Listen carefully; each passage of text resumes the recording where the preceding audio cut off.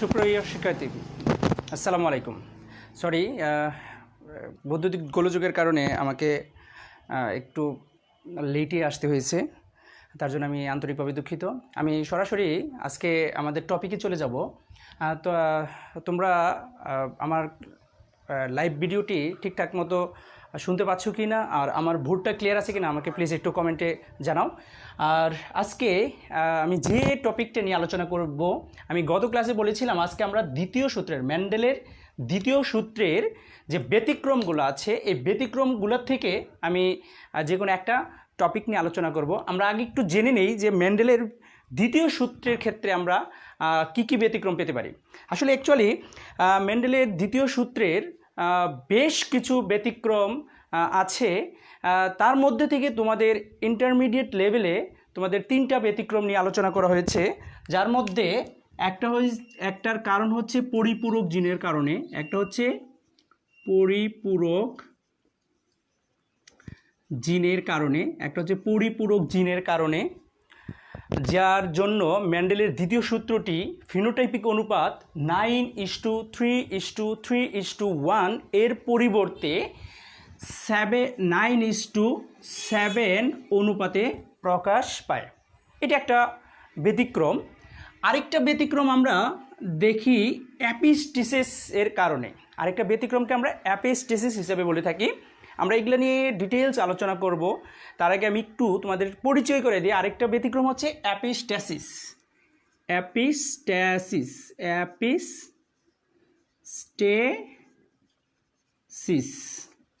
অ্যাপিস্ট্যাসিসের কারণে মেন্ডেলের দ্বিতীয় সূত্রটি 9:3:3:1 এর পরিবর্তে প্রকাশ পায় ভিন্ন দুইটা ব্যতিক্রম, দুইটা অনুপাত প্রকাশ করে, যার জন্য দুইটা কারণে অ্যাপিস্ট্যাসিসটা আসলে দুই ধরনের হয়। একটা হচ্ছে প্রকট অ্যাপিস্ট্যাসিস আর একটা হচ্ছে প্রচ্ছন্ন অ্যাপিস্ট্যাসিস। প্রকট অ্যাপিস্ট্যাসিসের কারণে প্রকট অ্যাপিস্ট্যাসিসের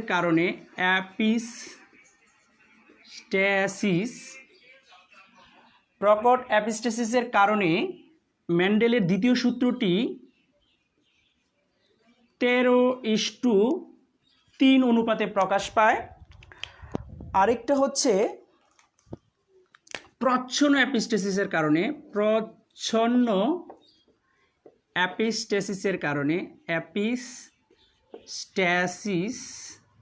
এই প্রচ্ছন্ন অ্যাপিস্ট্যাসিসের কারণে মেন্ডেলের সূত্রটি এটাও 9:7 আকারে প্রকাশ পায়।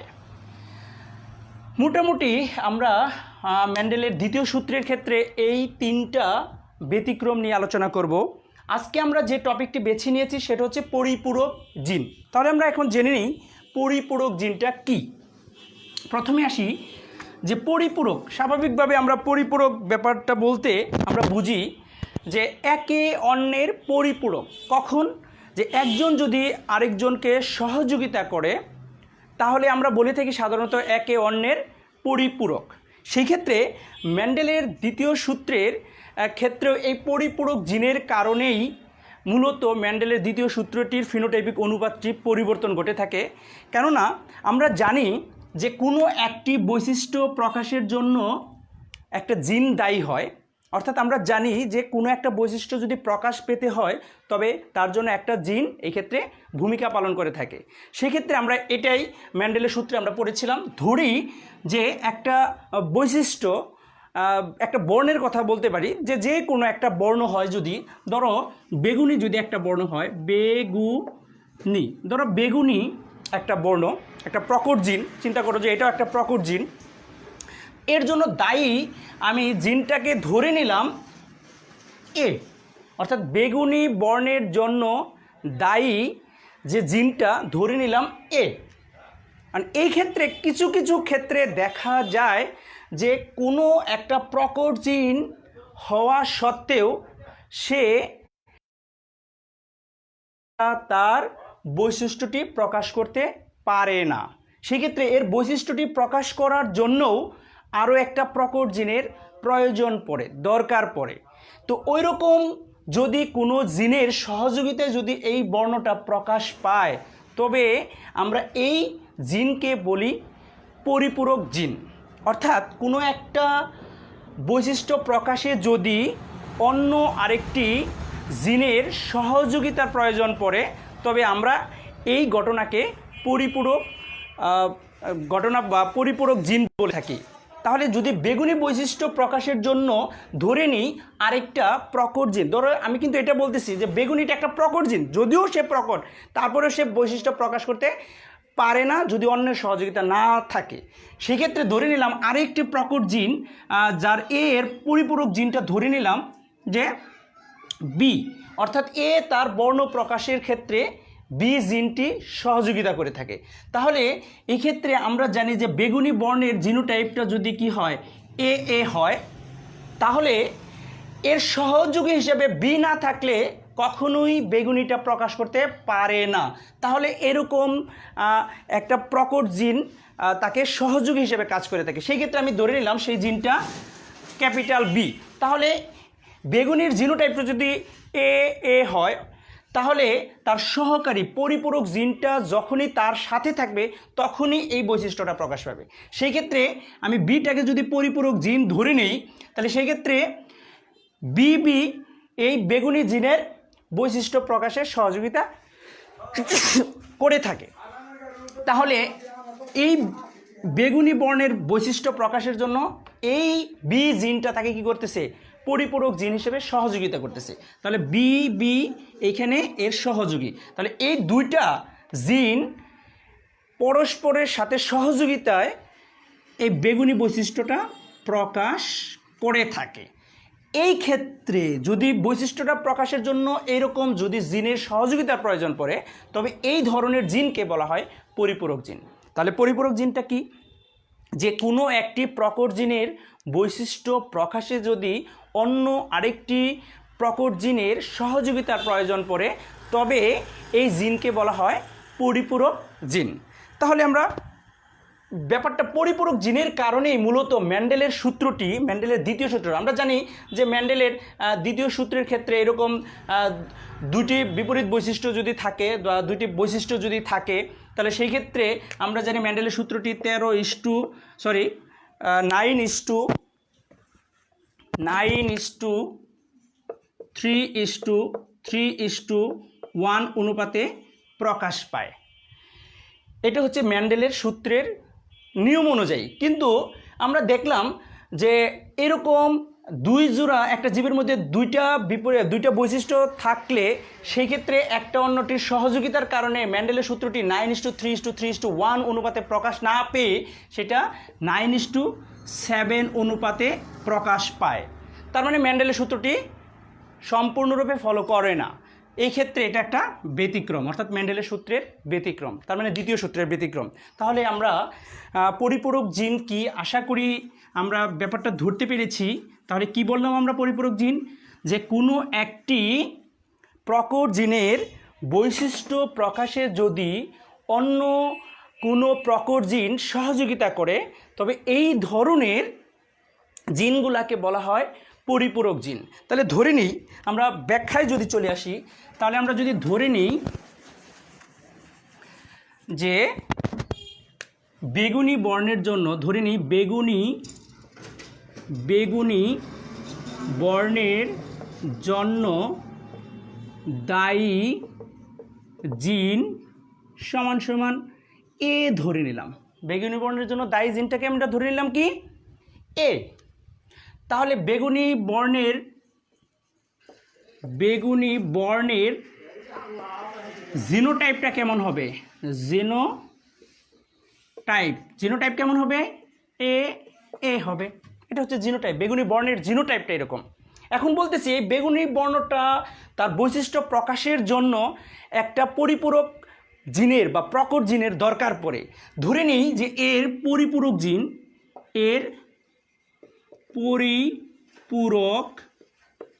জিন সমান সমান বি ধরে নিলাম।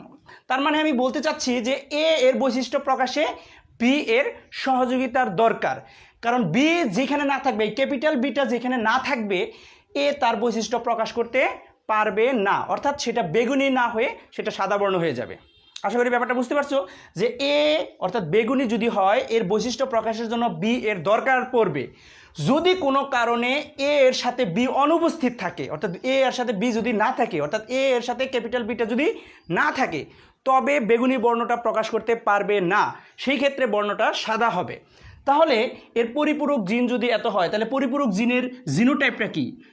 পরিপূরক জিনের জিনোটাইপটা কেমন হবে? জিনোটাইপটা কেমন? বিবি, স্বাভাবিকভাবে এটা। তাহলে মোটামুটি এইটা হচ্ছে, এটা আমি ধরে নেই যদি এরকম যে বেগুনি বর্ণের জন্য দায়ী জিন এ, বেগুনি বর্ণের জিনোটাইপটা তাহলে কি? এ, কারণ আমরা জানি এক জোড়া জিন একসাথে হয়ে জিনোটাইপ প্রকাশ করে, জিনোটাইপ। তাহলে এর পরিপূরক অর্থাৎ এ এর পরিপূরক জিন হচ্ছে বি, তাহলে এর পরিপূরক জিন যদি বি হয় তাহলে পরিপূরক জিনের জিনোটাইপটা হচ্ছে বিবি। তাহলে টোটাল বেগুনি বর্ণ প্রকাশ করার জন্য ওই জীবটার মধ্যে জিনোটাইপটা কেমন হতে হবে, অর্থাৎ বেগুনি বর্ণের জীবটা তার বৈশিষ্ট্য প্রকাশের জন্য তার মধ্যে জিনোটাইপটা কেমন হতে হবে, অর্থাৎ এটা তো থাকতে হবে, এ থাকতে তো হবেই বেগুনি বর্ণ, এর জন্য সাথে থাকতে হবে কি? এই বিবিটা থাকতে হবে। তার মানে বলতে চাচ্ছি যে এ বিবি, দেখো এখানে দুইটা আলাদা জিনোটাইপ, এরকম এর সহযোগী এ, অর্থাৎ এ এর বৈশিষ্ট্য প্রকাশে বি সহযোগিতা করতেছে। তাহলে এই জিনোটাইপ দাঁড়ি জীবটার বৈশিষ্ট্যটা কেমন? বৈশিষ্ট্যটা হচ্ছে বেগুনি, ফিনোটাইপটা কি? বেগুনি। এটা যদি বেগুনি হয় তাহলে ধরে নিই এর অপোজিট, বিপরীত কোনো বৈশিষ্ট্য। তাহলে আমরা জানি মেন্ডেলের ক্ষেত্রে বিপরীত বৈশিষ্ট্য নিয়ে কাজ করতে হবে। তাহলে বিপরীত বৈশিষ্ট্যটা কেমন হবে? বিপরীত বৈশিষ্ট্য হবে বেগুনি না, মানে সাদা। তাহলে বেগুনির জিন নাই, এরকম কিছু ধরে নিই। সাদা বর্ণটা এই ক্ষেত্রে প্রচ্ছন্ন, এই ক্ষেত্রে সাদা বর্ণের জন্য দায়ী জিনটিকে আমি স্মল এ ধরে নিই। তাহলে স্মল এ যদি ধরে নিই তাহলে এই ক্ষেত্রে স্মল এ, আর এর পরিপূরক জিন কেমন? স্মল বি ধরে নিই, অর্থাৎ প্রচ্ছন্ন, অর্থাৎ এই পরিপূরক জিনের প্রচ্ছন্ন জিন এটা, আর এই ক্যাপিটাল এর অর্থাৎ বেগুনি বর্ণের প্রচ্ছন্ন জিন এটা। তাহলে সেই ক্ষেত্রে যে এটা যদি বেগুনি হয়, এই জিনোটাইপটা কার? এই জিনোটাইপটা সাদা বর্ণের। সেই ক্ষেত্রে তাহলে এই যে বেগুনি, এই যে সাদা, এরকম যদি বিপরীত বৈশিষ্ট্য সম্পন্ন জীবের মধ্যে ক্রস ঘটানো হয়, তাহলে মেন্ডেলের সূত্র অনুযায়ী কিন্তু এটা কী আসার কথা? মেন্ডেলের দ্বিতীয় সূত্র অনুযায়ী সেটা 9:3:3:1 অনুপাতে আসার কথা, অর্থাৎ প্রকট জিনটা আসার কথা 9টা, প্রচ্ছন্ন জিনটা আসার কথা 1টা, আর এই তিনটাগুলা সাধারণত নতুন বৈশিষ্ট্য আসার কথা, বৈশিষ্ট্য জোড়া ভেঙে নতুন বৈশিষ্ট্য আসার কথা। কিন্তু তা না হয়ে এই বৈশিষ্ট্যটা কত আকারে প্রকাশ পায়? 9:7 আকারে প্রকাশ পায়। অর্থাৎ এই ক্ষেত্রে প্রকট জিনটা 9টা হয়, প্রচ্ছন্ন জিনটা কয়টা হয়? 7টা হয়। তাহলে এইভাবে যদি বৈশিষ্ট্য প্রকাশ করে, এই অনুপাতটা যদি প্রকাশ করে, তাহলে অবশ্যই আমরা বলতে পারি এটা মেন্ডেলের একটা দ্বিতীয় সূত্রের ব্যতিক্রমী একটা সূত্র। তাহলে আমরা যদি এইভাবে ধরে নিই, তাহলে আমরা ব্যাখ্যার ক্ষেত্রে কি বলতে পারি? আমরা ওই একই সিকোয়েন্সে মেন্ডেলের দ্বিতীয় সূত্রের যে সিকোয়েন্সটা ছিল, আমরা ওই সিকোয়েন্সে যদি সাজিয়ে লিখি যে পিতা মাতা, তাহলে পিতা মাতার সাইন আমরা জানি সবাই, এটা পিতার সাইন, এটা মাতার সাইন। এবার দেখি আমরা ফিনোটাইপ কেমন? ফিনোটাইপ মানে হচ্ছে বাহ্যিক বৈশিষ্ট্য, অর্থাৎ বাহ্যিক বৈশিষ্ট্য কেমন? বাহ্যিক বৈশিষ্ট্য বিশুদ্ধ বেগুনি ক্রস বিশুদ্ধ সাদা। তাহলে বিশুদ্ধ বেগুনির জিনোটাইপটা কেমন হবে? আমরা জানি, একটু আগেই ধরে নিলাম যে বেগুনি বর্ণের জন্য দায়ী জিন ক্যাপিটাল এ, আর এই জিনটা তখনই তার বৈশিষ্ট্য প্রকাশ করে যখন তার সাথে কি থাকবে? তার প্রকট পরিপূরক জিন থাকবে। তার পরিপূরক জিন হিসেবে আমরা বি ধরে নিয়েছি, তার মানে জিনোটাইপটা এরকম হবে। তাহলে বিশুদ্ধ বেগুনির জিনোটাইপটা কেমন হবে? এ বি, অর্থাৎ এটা হচ্ছে বেগুনি বর্ণের জন্য দায়ী, আর এরা হচ্ছে বর্ণকে সহযোগিতা করার জন্য দায়ী। ক্রস, তাহলে এটা কি? তার জিনোটাইপ। তাহলে জিনোটা কিন্তু এরকম দাঁড়াচ্ছে। সাদার জিনোটাইপটা কেমন? সাদার জিনোটাইপ মানে কি? বেগুনি না, তার মানে কি? সেটা প্রচ্ছন্ন সাদা। তাহলে এর জন্য কি? স্মল এ ধরে নিছি জিনোটাইপ, আর পরিপূরক জিন হিসাবে বি এর পরিপূরক জিন হিসাবে ধরে নিছি স্মল বি। তাহলে এটা হচ্ছে সাদার জিনোটাইপ আর এটা হচ্ছে কি বেগুনির জিনোটাইপ। তাহলে আমরা এরপরে কি পাবো, এখান থেকে গ্যামিট পাবো। গ্যামিট, এই ক্ষেত্রে দেখো এই জীবটার মধ্যে কি ধরনের গ্যামিট পাওয়া সম্ভব।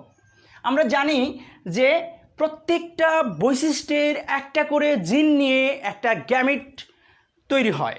তাহলে এই ক্ষেত্রে এটা একটা বৈশিষ্ট্য, এটা একটা বৈশিষ্ট্য। তাহলে সেই ক্ষেত্রে এ একটা জিন নিয়ে এবং এই বৈশিষ্ট্য থেকে একটা জিন নিয়ে একটা গ্যামিট তৈরি হবে। তাহলে এটা একটা গ্যামিট। এই ক্ষেত্রে দেখো তো এই জীব থেকে, এই বেগুনি জীব থেকে আরও কোনো ভিন্ন ধরনের গ্যামিট তৈরি হওয়ার সুযোগ আছে কি না? আছে। এক্ষেত্রে কিন্তু অন্য কোনো গ্যামিট তৈরি হওয়ার সুযোগ নেই। অর্থাৎ এইখানে যদি 10টা গ্যামিটও তৈরি হয়, তুমি বলতে পারো স্যার এখানে তো 2টা গ্যামিট তৈরি হয়। হ্যাঁ, 2টা না, এখানে আরও বেশিও তৈরি হতে পারে। একটা জীবের মধ্যে অসংখ্য গ্যামিট তৈরি হয়। সেই ক্ষেত্রে আমি এখানে যেহেতু সব গ্যামিটই একই রকম হবে, এই জন্য আমি একটাই ধরে নিলাম, একটাই বুঝালাম। তাহলে এই ক্ষেত্রে এই ধরনের গ্যামিট হয়, এই জন্য ধরন বললাম। এখানে কোটি কোটি গ্যামিট হতে পারে, সব একই রকম হবে। কেমন হবে সেটা? এ আর বি নিয়ে একটা গ্যামিট হবে। এই ক্ষেত্রেও একই ঘটনাই। এই ক্ষেত্রেও গ্যামিটটা কেমন হবে? স্মল এ স্মল বি নিয়ে একটা গ্যামিট হবে। তার মানে এইখানে কোটি কোটি গ্যামিট যদি হয়, সবগুলো এইরকম প্রকৃতির হবে। এবার এই গ্যামিট দুইটার মধ্যে আমরা জানি কি হয়, নিষেক হয়। নিষেক। তাহলে নিষেক হলে পিতার থেকে একটা গ্যামিট এসে মাতার থেকে একটা গ্যামিট এসে একত্রিত হয়ে জাইগোট তৈরি করে, যথা একটা জিনোটাইপ গঠন করে। তাহলে সেই ক্ষেত্রে এই যে জীবটা তৈরি হবে এটা হচ্ছে ফার্স্ট জেনারেশন, F1 জনু। F1 জনুতে প্রথম আসবে genotype.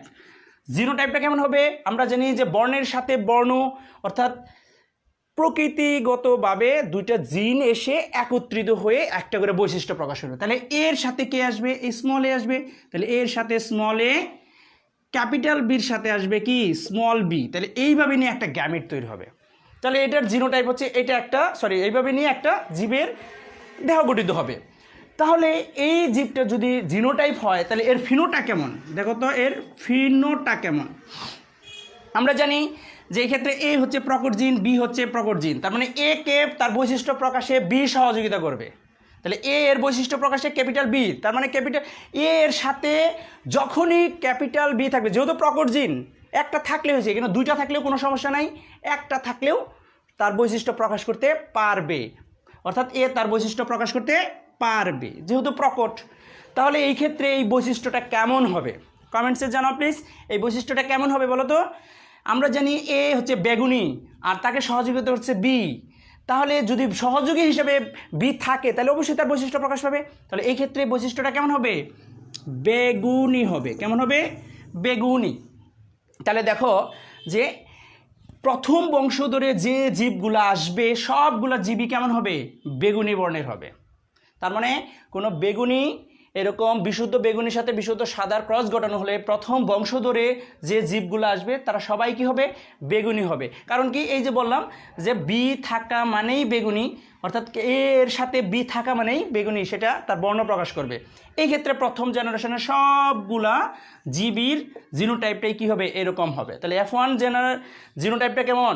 Capital A small A, capital B small B. অর্থাৎ এই বেগুনিটা এটা একটা সংকর বেগুনি যদিও, কিন্তু বাহ্যিকভাবে আমরা কি ফিনোটাইপটা কেমন দেখব? বেগুনি দেখব। তাহলে প্রথম জেনারেশনদের মধ্যে আমরা একবার ক্রস করে দিয়ে সেকেন্ড জেনারেশনটা দেখতে পারি যে সেকেন্ড জেনারেশনের মধ্যে কি আসে। তাহলে প্রথম জেনারেশন ক্রস প্রথম জেনারেশন, অর্থাৎ F1 ক্রস F1 যদি হয় তাহলে কি আসতে পারে? খেয়াল করি আমরা একটু যে F1 ক্রস F1 এই ক্ষেত্রে কি হবে?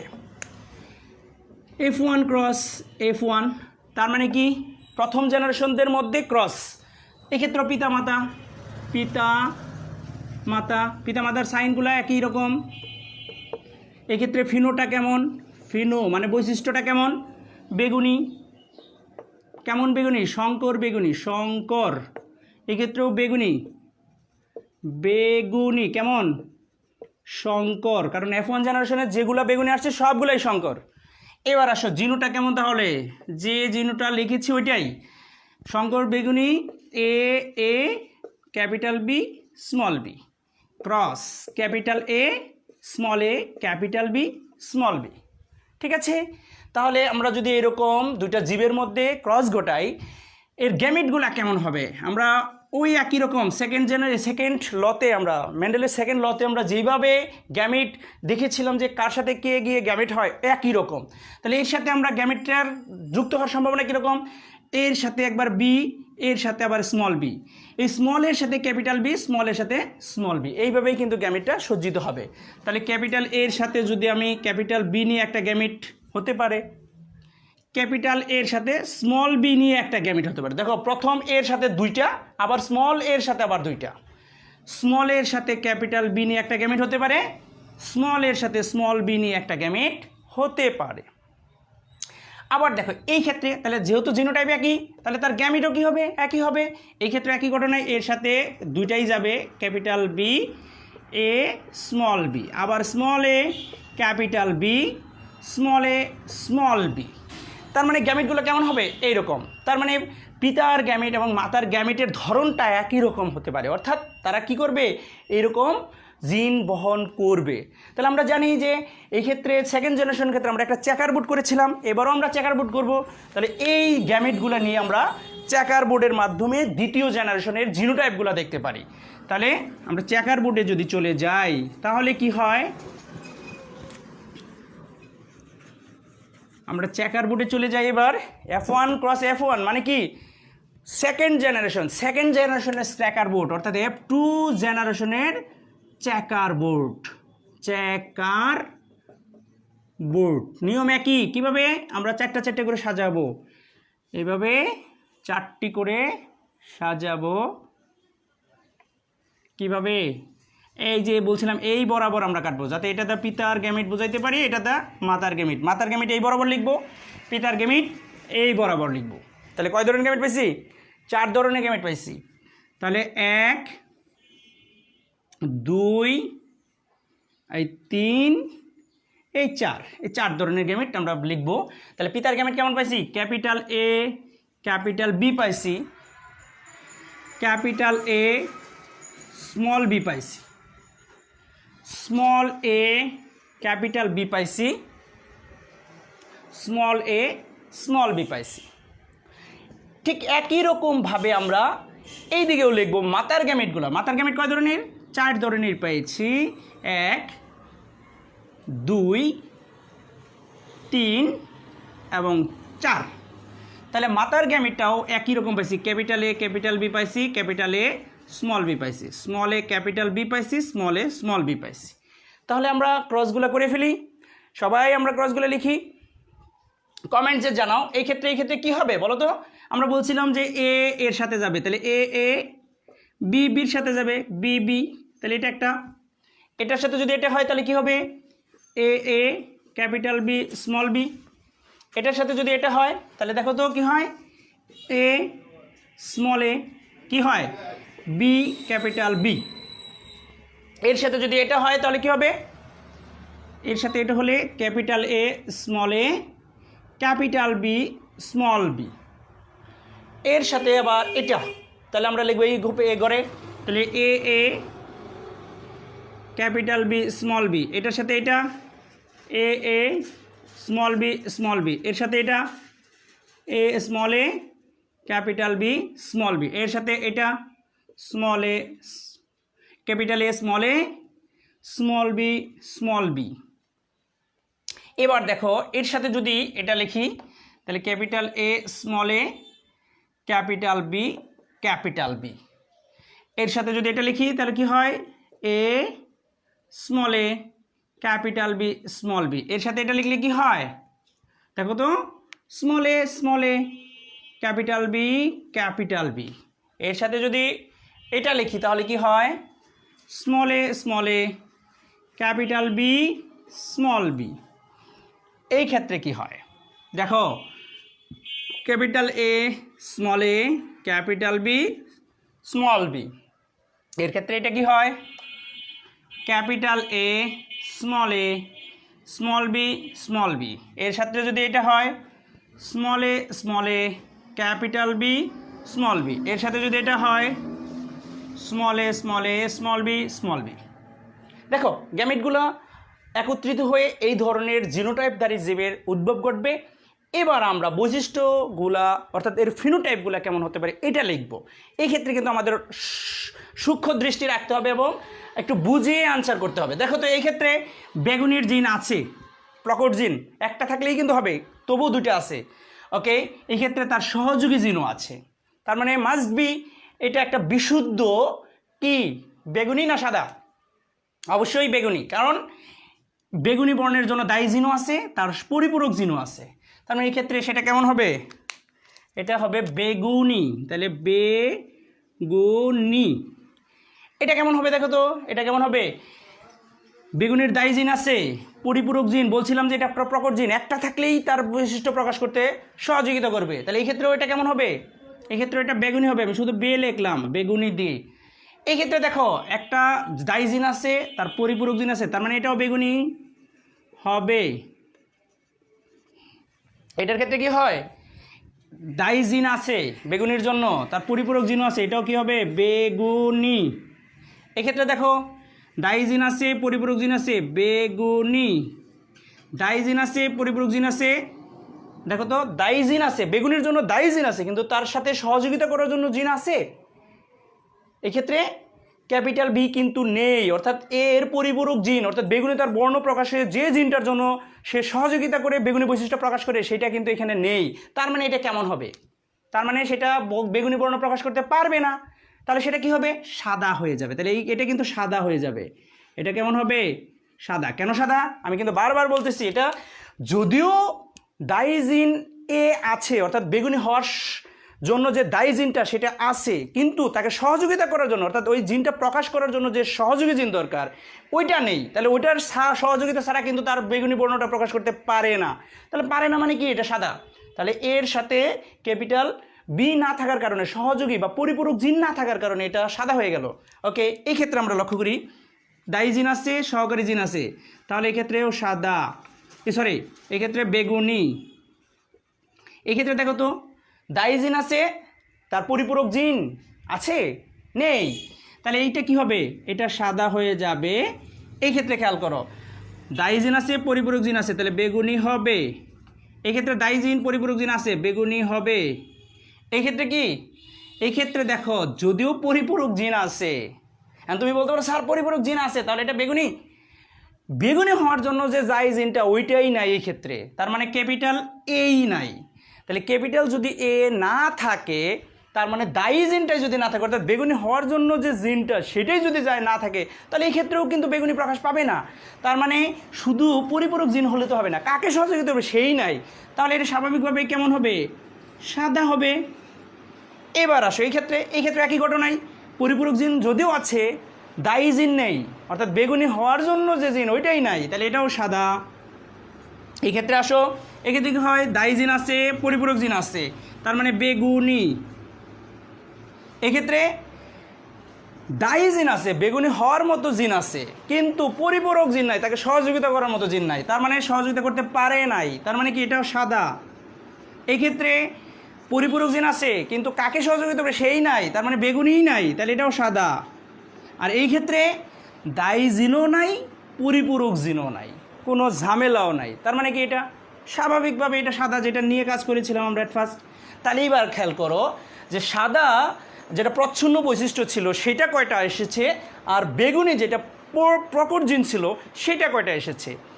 এই ক্ষেত্রে কিন্তু আমরা একটা জিনিস লক্ষ্য করে ফেলছি অলরেডি, যে সাদা আর বেগুনির বাইরে কিন্তু অন্য কেউ আসে নাই, কিন্তু মেন্ডেলের সূত্র অনুযায়ী কিন্তু নতুন বৈশিষ্ট্য আসার কথা ছিল, তার মানে নতুন বৈশিষ্ট্য কিন্তু আসে নাই, তার মানে মেন্ডেলের সূত্র ফলো করে নাই। তাহলে মেন্ডেলের সূত্র যদি ফলো করে নাই, তাহলে সেই ক্ষেত্রে কি ফলো করেছে খেয়াল করো, যে এই ক্ষেত্রে বেগুনি কয়টা আসছে? বেগুনি আমরা অন্য কালার দিয়ে একটু করি, যে বেগুনি একটা, বেগুনি দুইটা, বেগুনি তিনটা, বেগুনি চারটা, বেগুনি পাঁচটা, বেগুনি ছয়টা, বেগুনি সাতটা, আটটা, এই যে একটা নয়টা, তাহলে কয়টা বেগুনি? তাহলে বেগুনি অনুপাত যদি লিখতে চাই যে বেগুনি ইস্টু সাদা, এই দুইটাই তো এসেছে, তাহলে বেগুনি অনুপাত সাদা যদি হয় তাহলে বেগুনি কয়টা? বেগুনি হচ্ছে 9টা, সাদা কয়টা? সাদা খেয়াল করি আমরা একটু গুনে ফেলি, যে এই যে একটা সাদা 1 2 3 4 5 6 7, তার মানে সাদা কয়টা? 7টা। দেখো তো এর বাইরে আরও কোনো বৈশিষ্ট্য বা ফিনোটাইপ আসছে কি না? নেই। তাহলে আমরা মেন্ডেলের সূত্রটি ফলো করেছি কি করে নাই? মেন্ডেলের সূত্র ফলো করলে কি হতো, যে এরকম বিপরীত বৈশিষ্ট্য সহ 2 জোড়া জীব নিয়ে যদি আমরা 2 জোড়া বৈশিষ্ট্য নিয়ে যদি কাজ করতাম, তাহলে 9:3:1 আসতো। কিন্তু তা না এসে কী আসলো, যে ক্ষেত্রে 9:7 আসলো। অর্থাৎ প্রচ্ছন্ন জিন যেখানে একটা আসার কথা ছিল সেখানে 7টা চলে আসছে। তার মানে কি সহযোগী জিনটা এখানে কি করছে, কাজ করে বিদায়ী মেন্ডেলের সূত্রর ফিনোটাইপিক অনুপাতটার পরিবর্তন এসেছে। তাহলে আমরা আশা করি বুঝতে পারছি যে পরিপূরক জিন এই ক্ষেত্রে মেন্ডেলের দ্বিতীয় সূত্রটি ব্যতিক্রম হওয়ার জন্য দায়ী। তাহলে দায়ী বিদেয়ী মেন্ডেলের দ্বিতীয় সূত্রেও পরিবর্তিত হয়ে 9:7 আকারে প্রকাশ পায়। তাহলে আমরা পরিপূরক জিনটা কি বললাম, যে কোনো একটি প্রকট জিনের বৈশিষ্ট্য প্রকাশে যদি অন্য কোনো প্রকট জিনের সহযোগিতার প্রয়োজন পড়ে, তবে এই জিনগুলোকে আমরা পরিপূরক জিন হিসেবে বলে থাকি বা কমপ্লিমেন্টারি জিন হিসেবে বলে থাকি। কারণ কি, আমরা বলি যে একজন আরেকজনের সহযোগী মানে কি পরিপূরক। এক্ষেত্রে বেগুনি বর্ণের জন্য সহযোগিতা করছে কে প্রকাশে, ওই যে আমি ধরে নিলাম বি, তাহলে এ এর বৈশিষ্ট্য প্রকাশে বি সহযোগিতা করছে, এই জন্য এরা পরস্পরের পরিপূরক জিন। আশা করি আজকের ক্লাসটি তোমরা বুঝতে পেরেছ, বা এখন থেকে তোমরা এই ধরনের কোনো প্রবলেম আসলে যদি পরীক্ষার মধ্যে আসে তাহলে আশা করি লিখতে পারবা। আর না পারলে তারপরেও যদি নিজে নিজে করো, তারপরে যদি না পারো অবশ্যই কমেন্টস বক্সে লিখবা। আর আমার নাম্বার তো সবার কাছে আছে, আশা করি সবাই আমাকে ফোনে জানতে পারো বিষয়গুলো নিয়ে। তো আজকের মতো এখানেই আমরা ক্লাসটা শেষ করব। তারা যেহেতু আজকের ক্লাসটি দিয়েই আমরা ঈদের আগে অনলাইন কার্যক্রমটা বন্ধ করে দিচ্ছি বা বন্ধ হয়ে যাচ্ছে, সেক্ষেত্রে তোমাদের সামনে লাইভ ক্লাসে হয়তো ঈদের আগে আর আসা হচ্ছে না। তার জন্য তোমাদের সকলকে অগ্রিম ঈদের শুভেচ্ছা জানিয়ে আজকের মতো এখানেই বিদায় নিচ্ছি। ভালো থাকো, সুস্থ থাকো। ধন্যবাদ সবাইকে।